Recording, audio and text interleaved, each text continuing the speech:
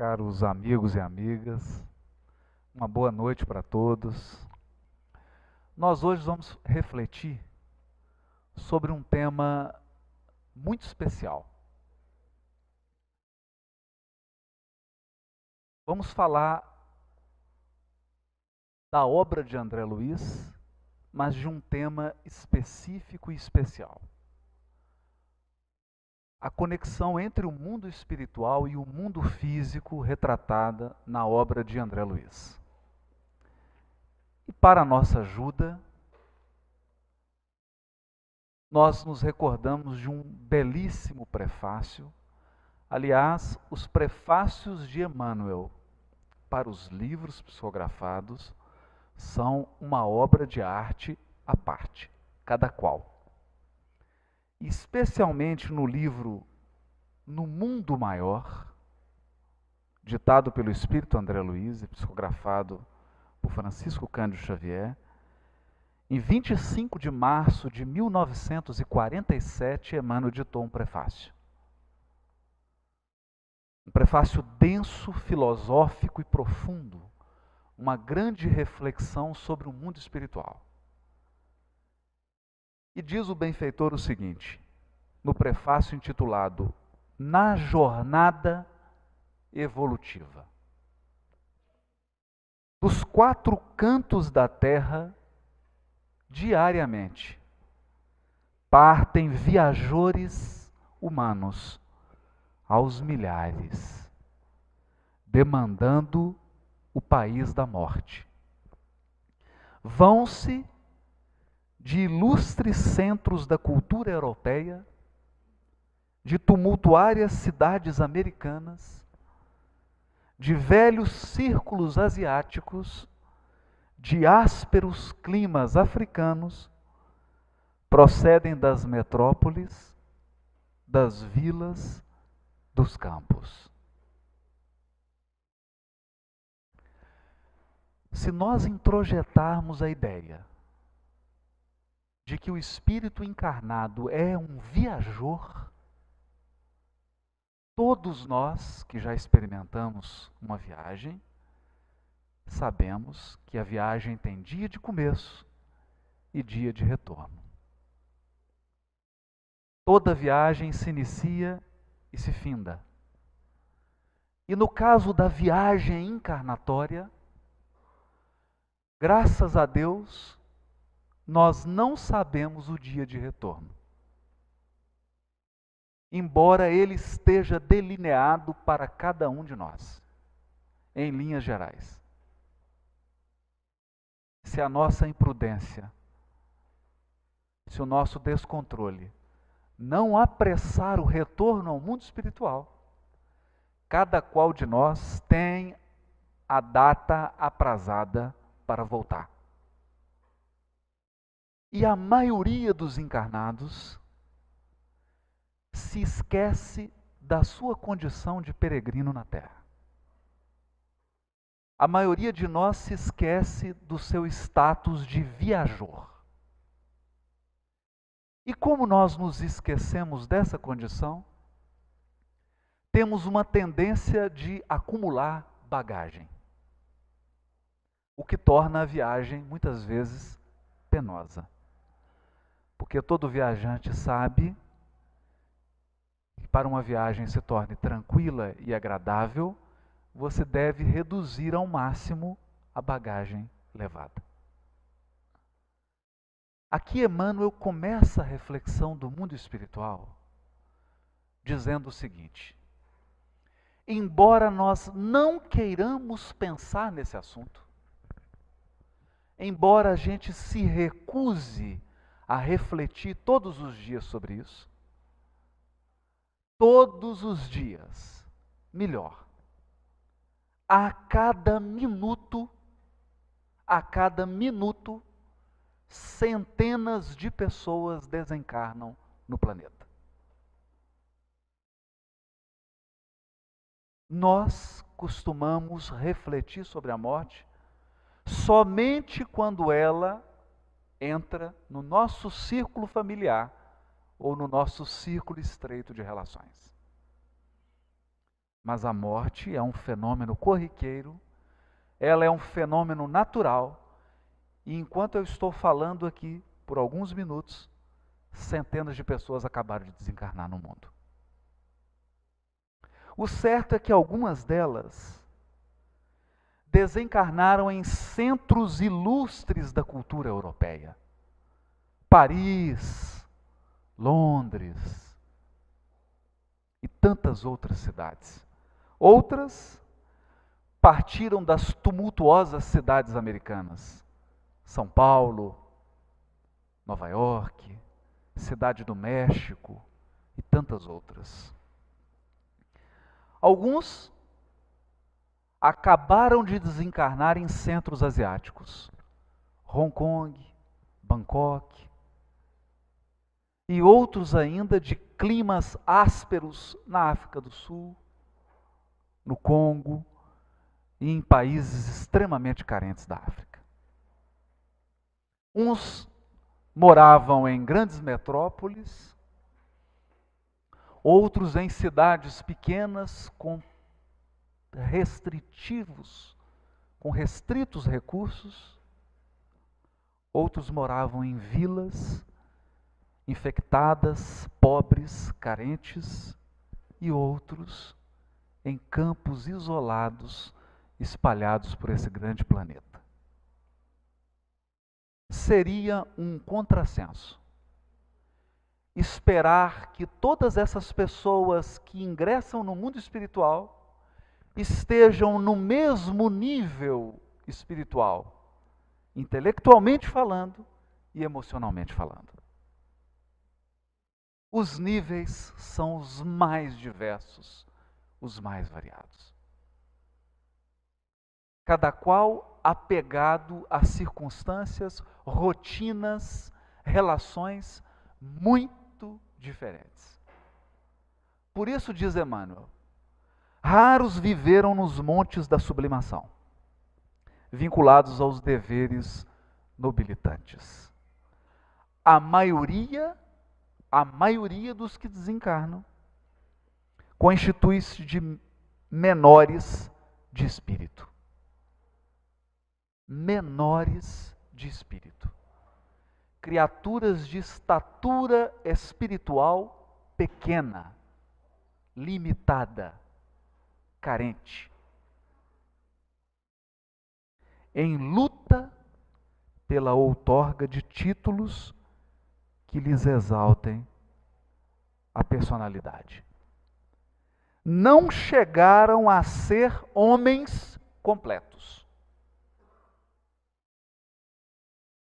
Não chegaram a ser homens completos. Por que Emmanuel diz isso? O título do prefácio é Na Jornada Evolutiva. E é preciso convir que os espíritos que ainda encarnam na Terra são espíritos que estão buscando se desvencilhar da animalidade. Nós somos espíritos em busca da humanidade, mas não somos ainda humanos completos. Ainda não. Basta examinar os índices de criminalidade nas grandes metrópoles. Basta examinar o comportamento das pessoas no trânsito em Belo Horizonte agora.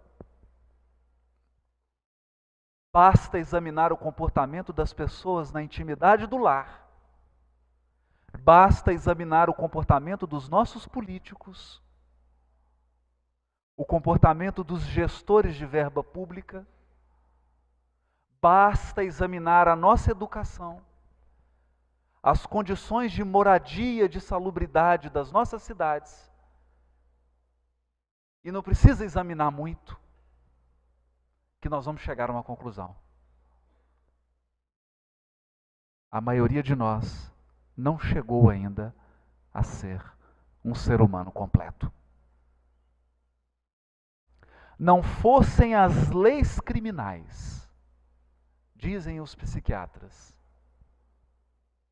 dizem eles, não fossem as leis, sobretudo as leis criminais, não fossem os controles políticos e econômicos exercidos sobre a grande massa, não fossem esses controles sociais, nós estaríamos nos atacando e nos comportando como legítimos animais na via pública.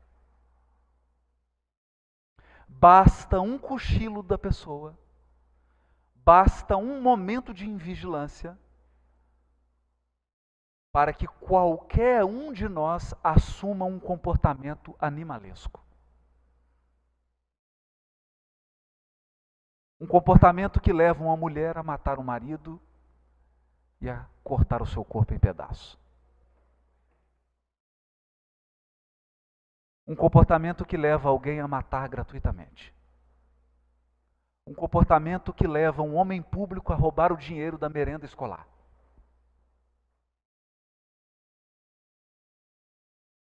Portanto,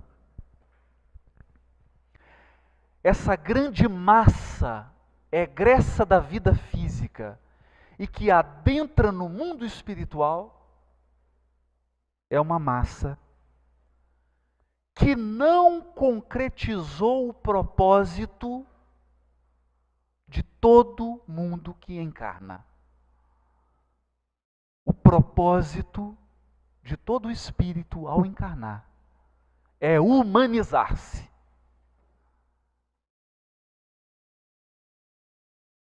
Eu não disse angelizar-se. Porque diz Emmanuel no livro Roteiro, a distância que separa um cão de nós é a mesma que nos separa de um anjo. Portanto, na maioria, nós estamos imensamente distantes da angelitude. Estamos procurando humanidade, nos tornar seres humanos. O grande desafio que é posto ao encarnado. E que, segundo Emmanuel, a maioria não cumpre. Ele chega a acrescentar: atravessaram a mare magnum, usa um termo latino da humanidade. Atravessaram o mar comum da humanidade. Atravessaram a condição comum da humanidade em contínua experimentação. A maioria dos encarnados está ainda num jogo de acerto e erro.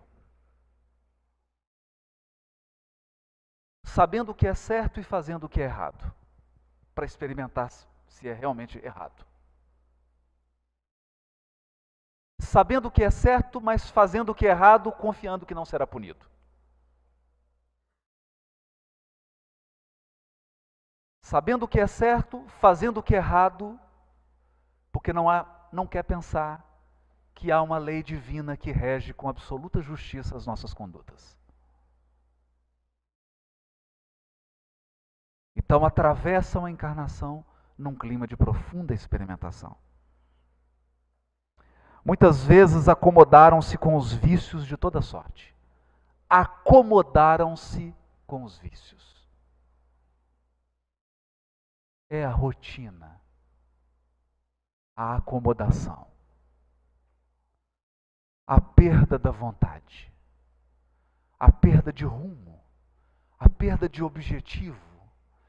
É navegar sem rota, navegar sem rumo. Sabe Deus para onde, sabe Deus quando. Como um barco lançado ao oceano, ao sabor das ondas. Apesar disso, porém, quase sempre se atribuíam a indébita condição de eleitos da providência. Eleitos da providência. A maioria de nós alimenta o sentimento de ser uma criatura tão especial que mereça um tratamento especial da providência divina.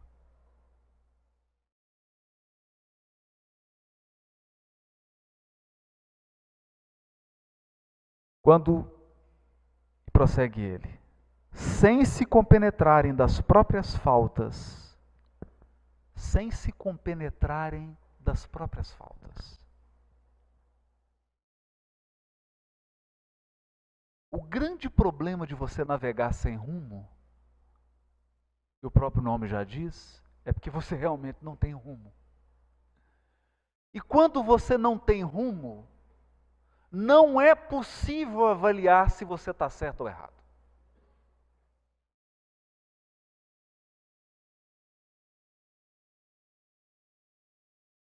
De modo que se você não sabe para onde ir em Belo Horizonte, você pode pegar qualquer ônibus, amarelo, vermelho, azul. Você já não sabe para onde ir mesmo. Se for para leste, oeste, norte, sul, tanto faz. Você está sem rumo.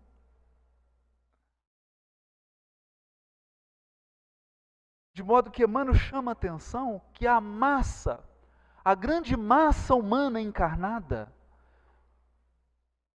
perdeu o parâmetro para avaliar sua própria vida, o que é certo e o que é errado. Se está agindo corretamente ou não. Esperando um paraíso de graças para si e um inferno de intermino tormento para os outros.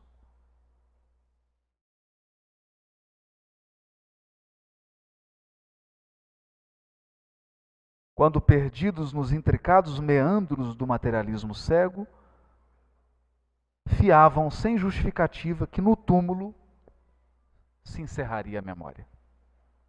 Se filiados a escolas religiosas, raros, excetuados, contavam levianos e inconsequentes com privilégios que jamais fizeram por merecer.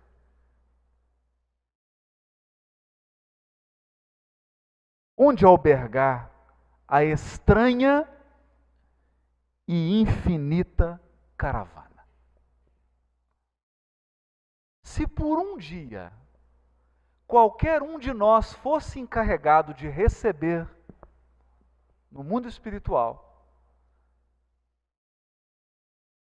todos os desencarnados daquele dia, como você trataria essa caravana? Pense. Pense só por uma imaginação, não precisa levar a sério não. Pensa que você vai desencarnar hoje, 10 horas da noite. Dá tempo de assistir a palestra sem problema, fiquem tranquilos. 10 horas. Hoje é terça. E chegando no mundo espiritual, você vai receber uma tarefa. Todos que desencarnarem amanhã no planeta Terra vão ficar sob a sua responsabilidade. Japoneses, chineses, sul-africanos, brasileiros, americanos, norueguenses, escandinavos, franceses, ingleses. Onde albergar a estranha e infinita caravana?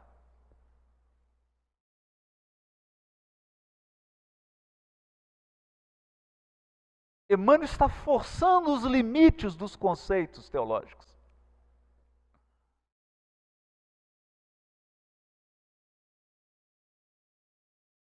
Nesse prefácio, ele vai trabalhar o conceito de céu e inferno. Onde você vai albergar? No céu? No inferno?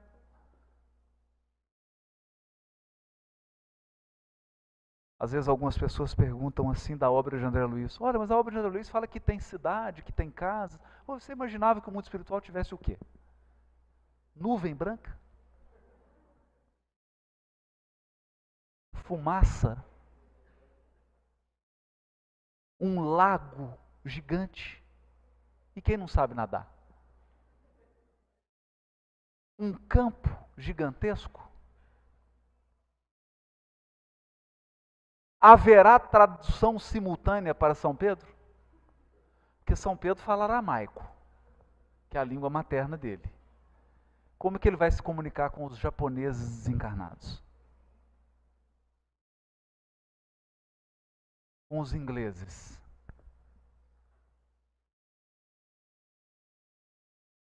Uma pessoa que viveu segundo os costumes de Hong Kong. Outra que viveu segundo os costumes mineiros de Belo Horizonte. Um que viveu no norte de Minas. Outro que viveu no agreste do sertão nordestino. Alguém que viveu num grande apartamento em frente à praia de Copacabana.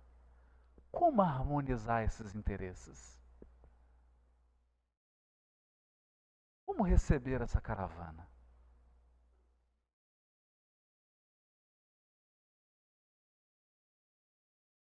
Perante, ele continua. Como designar a mesma estação de destino a viajantes de cultura, posição e bagagem tão diversas?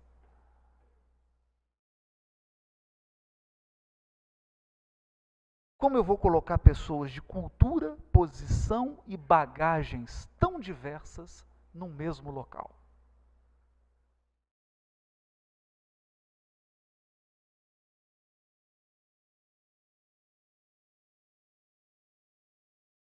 De modo que a lógica, o bom senso aponta para uma providência do mundo espiritual. É preciso adaptar o mundo espiritual das proximidades da Terra às pessoas que estão desencarnando.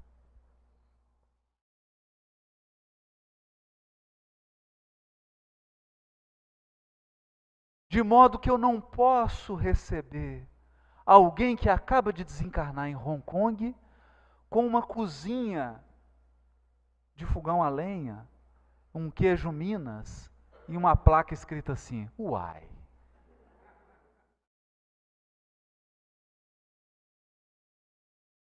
É preciso adaptar o ambiente espiritual para receber alguém de cultura, posição espiritual diversa.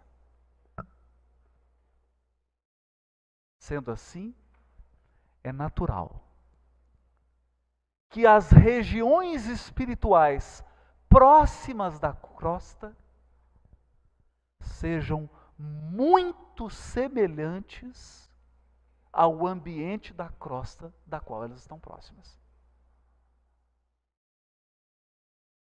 A cidade espiritual que está pertinho de Belo Horizonte é quase uma Belo Horizonte. A cidade espiritual que está próxima de Hong Kong é quase uma Hong Kong. Assim como a cidade espiritual que está próxima de Nova York é quase uma Nova York. É natural que assim seja.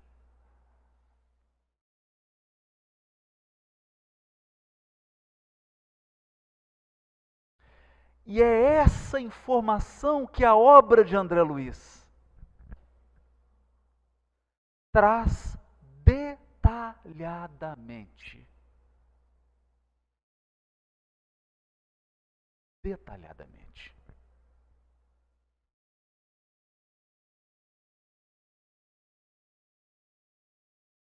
É importante pensar nisso.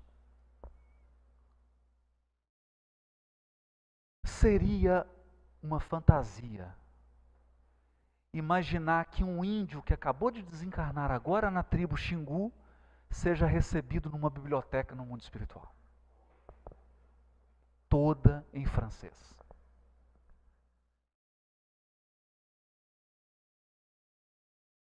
Ele vai se sentir profundamente inadaptado. Essa criatura se sentiria profundamente constrangida, sem lugar, humilhada até. E é isso que a obra de André Luiz vai retratar. Um mundo espiritual racional, palpável, lógico, que faz sentido. Um mundo espiritual condizente com a sabedoria de Deus.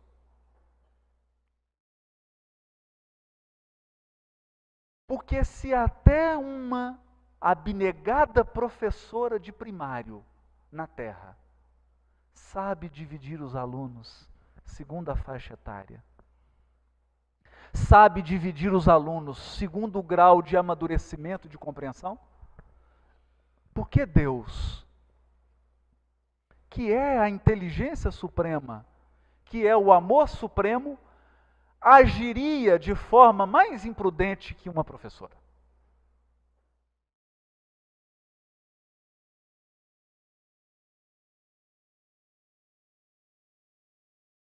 Então, ao ler a obra de André Luiz,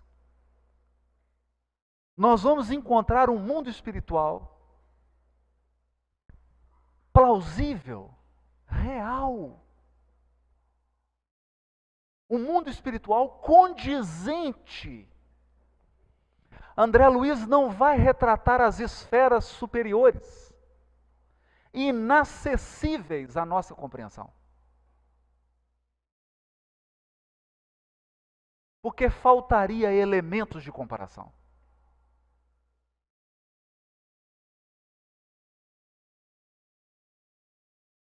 Faltaria elementos.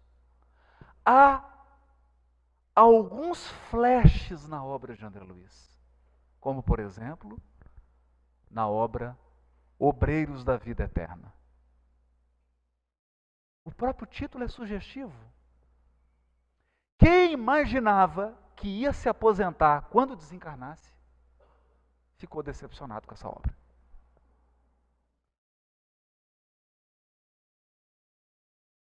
Não há previdência privada nem pública no mundo espiritual.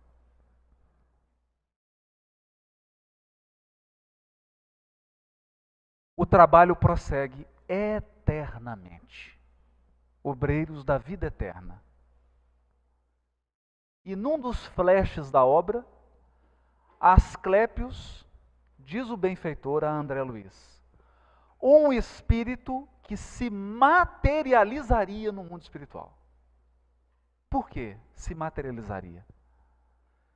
Porque esse espírito não possui mais a forma humana. André Luiz não descreve isso.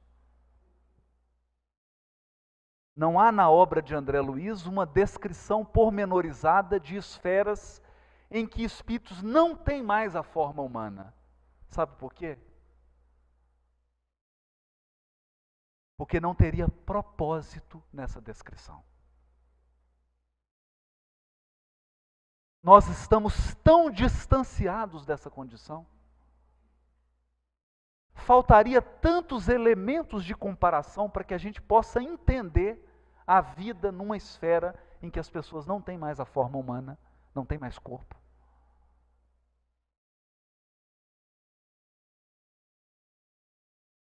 Seria tão sem propósito que não teria valor educativo uma obra mediúnica desse gênero. Não. A obra de André Luiz fala do mundo espiritual próximo de nós. Não fala de anjos. Fala, na maioria, de espíritos como nós, que são uma parte de luz e uma parte de sombra, às vezes mais sombra do que luz. E quando fala de benfeitores, mostra que todos eles,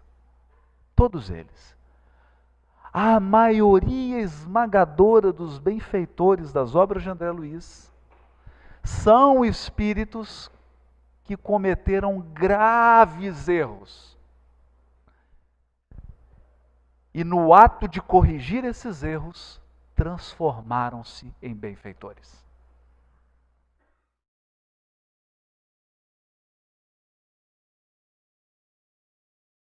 No livro Sexo e Destino,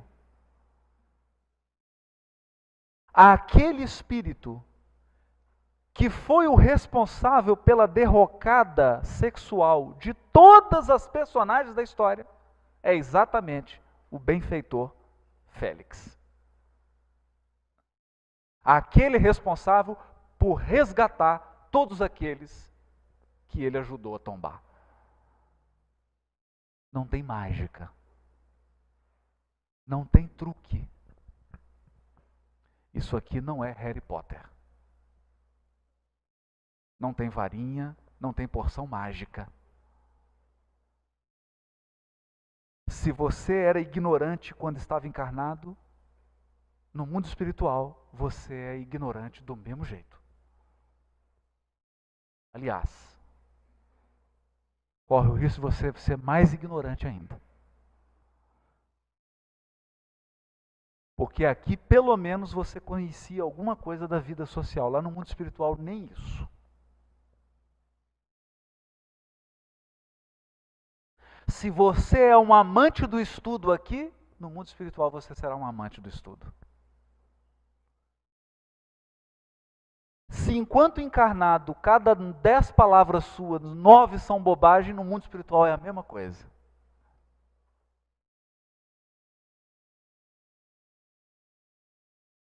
Desencarnado, a cada 10 palavras, 9 vão continuar sendo bobagem. E se você encontrar um médium, ele vai psicografar todas as bobagens que você estiver falando. Porque a desencarnação não tem o condão de nos melhorar. Assim como você não se torna melhor porque atravessou uma porta. Porque entrou numa sala ou entrou num quarto. Deslocar-se fisicamente não implica necessariamente em deslocar-se intimamente. De modo que, na maioria esmagadora das desencarnações, a única diferença entre o desencarnado e nós é que nós, por enquanto, temos um corpo. Por enquanto. É a única diferença. Então, com essa visão de realidade, com esse senso de proporção, a obra de André Luiz não é uma obra do miraculoso.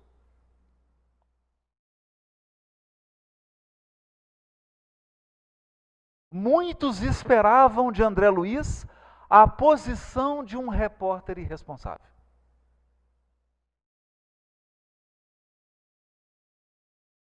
André Luiz poderia ter descrito enfadonhamente, detalhadamente, vários aspectos do mundo espiritual. Mas ele renunciou a fazê-lo. Por quê? Porque André Luiz não descreve nada do mundo espiritual que não tenha um propósito educativo.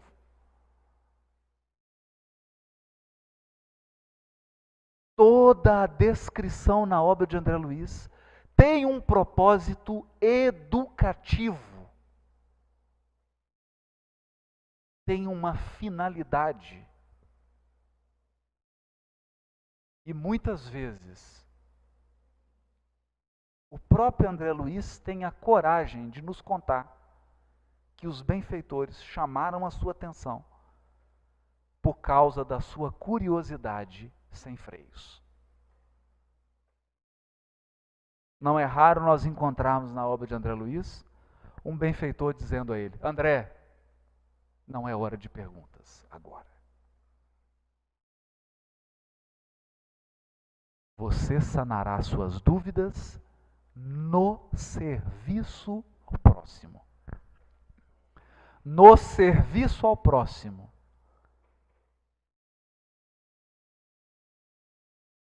Controla a tua curiosidade. E ele sabia esperar. Para que a curiosidade não prejudicasse o serviço. Para que a curiosidade não atrapalhasse o trabalho em favor do semelhante. Então a obra de André Luiz não é uma revista Caras.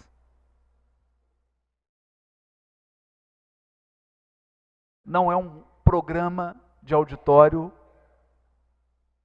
com a finalidade de trazer curiosidades do mundo espiritual.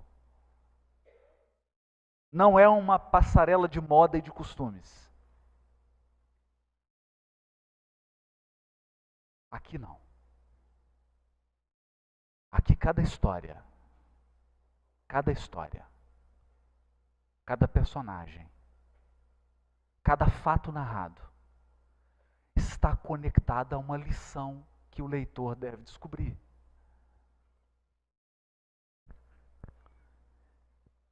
Eu me recordo de ter ouvido do casal Galves, Nena Galves e Francisco Galves. Eles sempre costumavam receber Francisco Cândido Xavier em São Paulo. Até para os tratamentos médicos, várias cirurgias que o Chico fez, ficou hospedado na casa desse casal. Um grande casal de amigos de Chico. E ela disse que certa vez o Chico hospedou-se na sua casa e ele estava terminando a psicografia de uma obra, de André Luiz.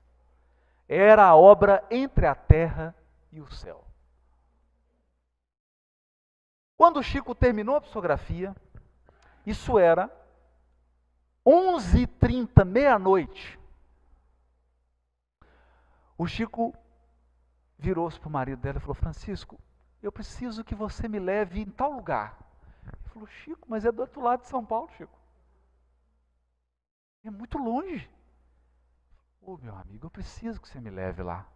Mas você sabe onde é, Chico? Sei, meu filho. Não sei, não nem andava em São Paulo. Sei onde é. Chico, eu sei chegar mais ou menos, mas eu não conheço esse bairro. Não podemos ir, meu filho, fica tranquilo. E foram. Chegou no bairro, ele: Chico, agora eu não conheço nada. Meu filho, você segue essa rua aqui e vira à direita. Virou direita. Agora você vira à esquerda. E vai à direita, esquerda, esquerda, direita, direita, esquerda, direita. 15 minutos depois, o Chico falou: agora você para, meu filho, nessa casa. Eram 2h da manhã. Ele parou, desligou o carro. O Chico desceu do carro, foi até a porta da casa, abaixou a cabeça e fez uma prece.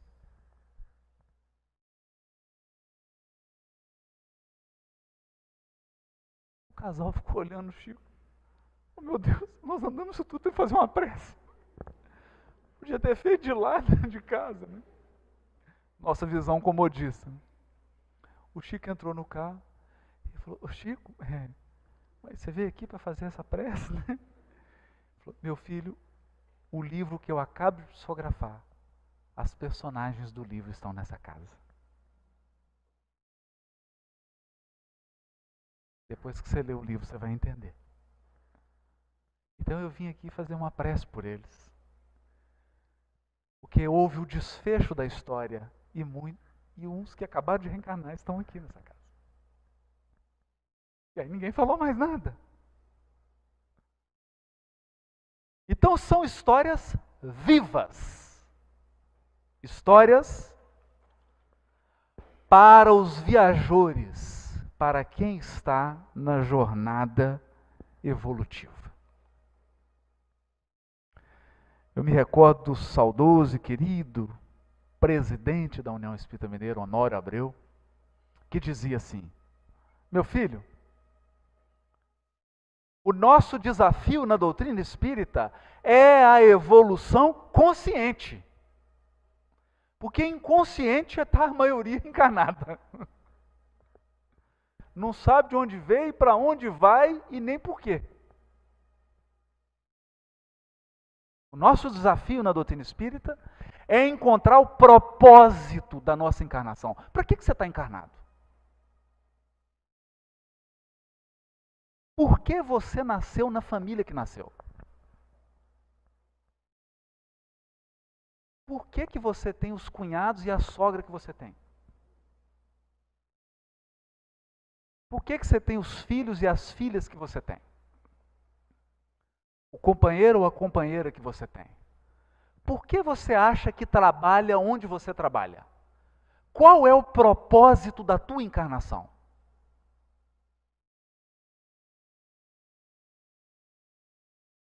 É disso que fala a obra de André Luiz.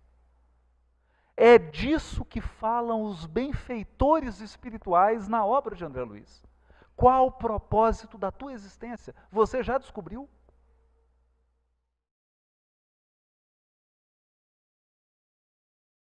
Você sabe qual é o conjunto de tarefas com que você nasceu? E pelas quais você será avaliado? Ninguém te pedirá contas do que você não se comprometeu no mundo espiritual. Nós prestaremos contas dos compromissos assumidos. Então, quais são? Para onde você está indo? Qual é a sua expectativa de melhoria?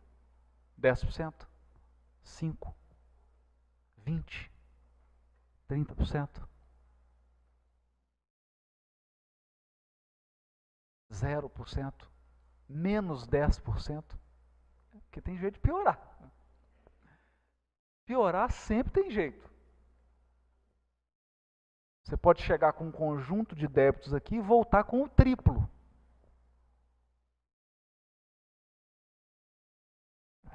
Então é isso.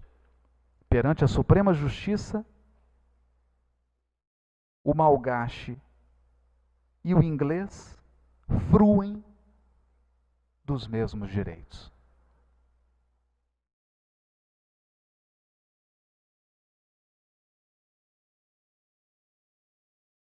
Então não importa se você desencarnou no Palácio de Buckingham, em Londres,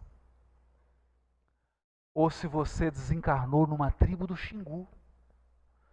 Perante as leis divinas, todos temos os mesmos direitos inalienáveis de filhos de Deus.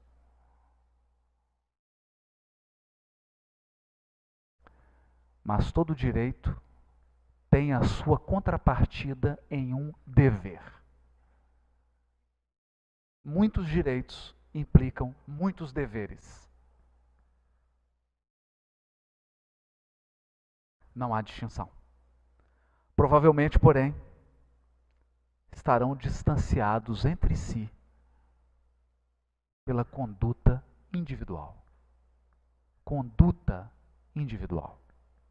Diante da lei divina, que distingue, a lei divina distingue invariavelmente a virtude e o crime, o trabalho e a ociosidade, a verdade e a simulação, a boa vontade e a indiferença, da contínua peregrinação do sepulcro participam, todavia, santos e malfeitores, homens diligentes e homens preguiçosos.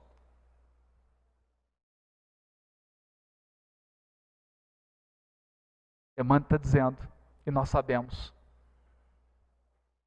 desencarnam os santos e os criminosos.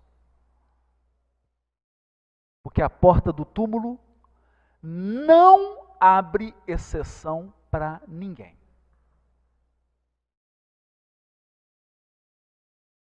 Eu vou traduzir isso. Emmanuel fala tão bonito, né? Eu vou traduzir. Todo mundo aqui vai desencarnar. Inclusive você. Inclusive eu. Todos. Não importa a sua estatura espiritual, todos atravessaremos o túmulo. E uma vez atravessados os umbrais da desencarnação, nós seremos avaliados pela nossa conduta individual.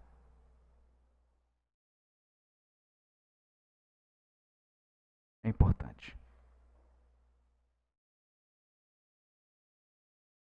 E aí Emmanuel começa a dizer: como avaliar por bitola única recipientes heterogêneos?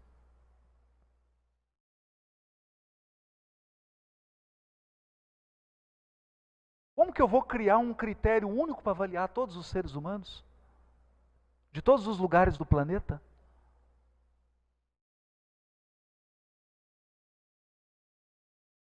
Regras absolutas. Regras absolutas. Então aqui você fala assim, menino, não come formiga, meu filho, não é? O menino está lá comendo formiga, não é? Você vai na China, a mãe fala, meu filho, experimenta uma formiguinha. Vai numa tribo e fala, filho, essa formiga é tão gostosinha, experimenta um pouquinho. Como criar uma regra única para avaliar pessoas que vivem em condições absolutamente diferentes?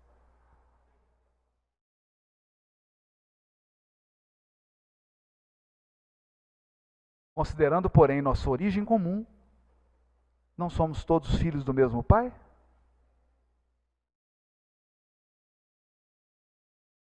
Estamos em condições diferentes, mas na essência somos iguais. Então há uma lei divina que se aplica a todos, adaptada ao grau de evolução de cada um. Cada qual responderá perante a lei divina segundo o seu nível de adiantamento espiritual. Quanto mais adiantado, maiores os níveis de exigência. Quanto mais esclarecido, maiores as responsabilidades. Essa é a visão do mundo espiritual.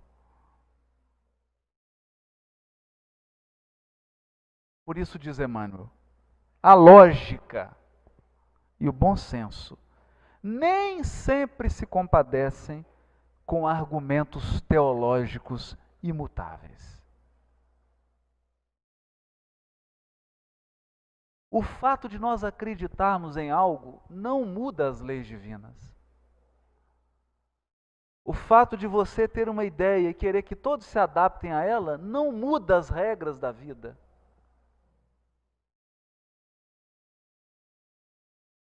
E o universo repousa nas mãos do Todo-Poderoso, que é infinito amor e infinita sabedoria. O universo repousa nas mãos da infinita sabedoria e do infinito amor. Não há espaço para as limitações humanas de avaliação, de cálculo, de julgamento na justiça divina. Nenhum de nós é capaz de julgar nosso semelhante com a mesma perfeição com que Deus nos avalia a cada um. Por isso diz Jesus, renuncia a julgar teu semelhante. Não julgueis. Não usurpa essa função do Criador. Deixa que Ele a exerça. É Deus quem avalia. É Deus quem pesa cada um de nós. E é Deus quem nos coloca nos locais adequados, nos mais adequados à necessidade do nosso aprendizado espiritual. Eu me recordo de uma frase belíssima. Numa entrevista, a Hebe Camargo pergunta para o Chico, Chico, e se uma guerra nuclear destruir a Terra por completo? Destruir a vida na Terra? E o Chico responde, a sabedoria divina, a providência divina, saberá encontrar um lugar para nós.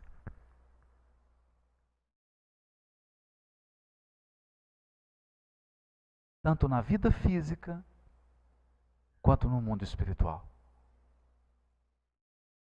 Cada criatura que desencarna nessa imensa caravana, não importa de onde veio, qual a cultura que teve, qual a língua que fala, será acolhido segundo as suas necessidades.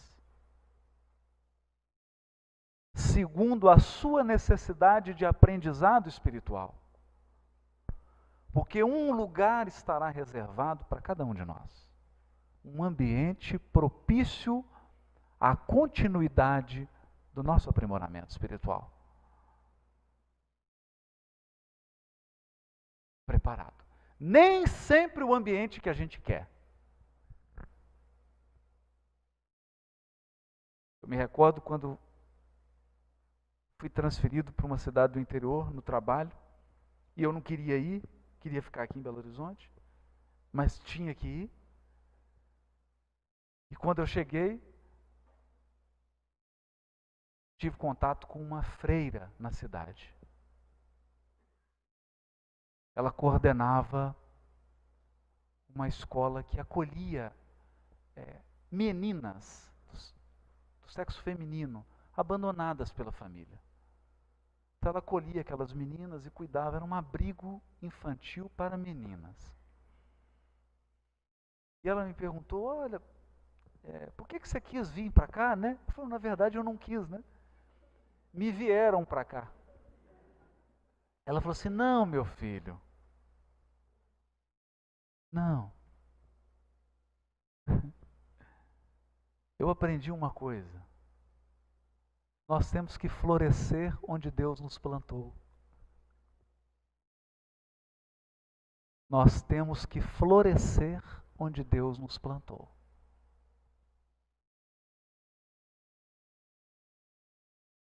Porque uma coisa é florescer onde você quer estar. Quando você está onde quer. Outra coisa é florescer quando você está onde precisa estar.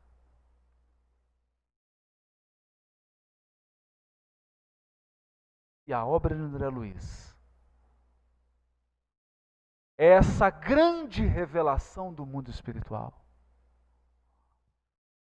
Alguém que tiver a boa vontade de alma de ler a obra de André Luiz completa, ele vai se libertar de muitas crenças limitantes. Ao ler a obra de André Luiz, não haverá espaço para céu nem para inferno. Haverá mundo espiritual. Mundo espiritual tenebroso e mundo espiritual luminoso. Porque o mundo espiritual é tenebroso ou luminoso dependendo de quem o habita.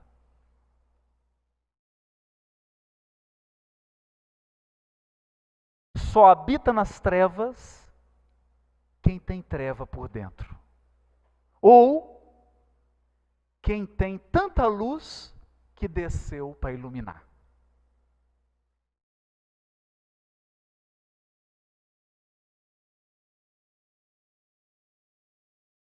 Então é esse quadro real. Aqui não há mocinhos nem bandidos.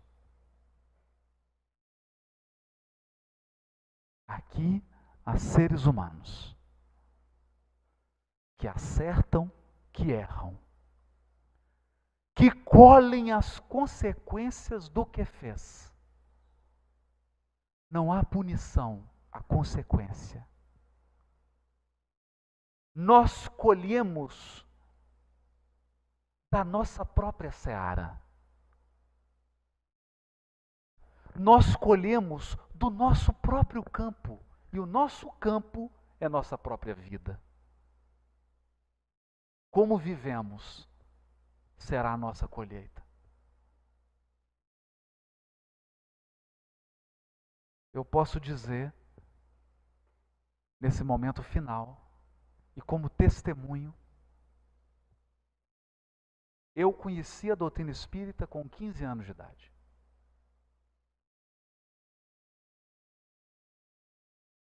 E graças a Deus, um vizinho me entregou nas mãos. Após a desencarnação de uma pessoa muito querida, não era parente, na verdade era uma vizinha, mas muito querida mesmo. Ela desencarnou deixando 6 filhos. Um deles com 5 anos de idade. Ano passado, esse filho de 5 anos de idade desencarnou num acidente de moto. Há 25 anos atrás, depois do desencarne dessa senhora, alguém me deu o livro Nosso Lar. Eu não posso dizer que li esse livro. Eu bebi esse livro como alguém que não via água há 10 anos. Eu matei minha sede. Eu li sem pausa. E graças a essa série, e não conseguia parar de ler os outros, é claro. Graças a essa série, eu mudei completamente a minha visão da vida, da imortalidade, da nossa viagem evolutiva. Graças a essa grande série. Então, hoje em comemoração à série André Luiz, ao que ela retrata do mundo espiritual, a única palavra que eu encontro para dizer é André Luiz, Chico Xavier, Emmanuel. Muito obrigado. Boa noite para todos.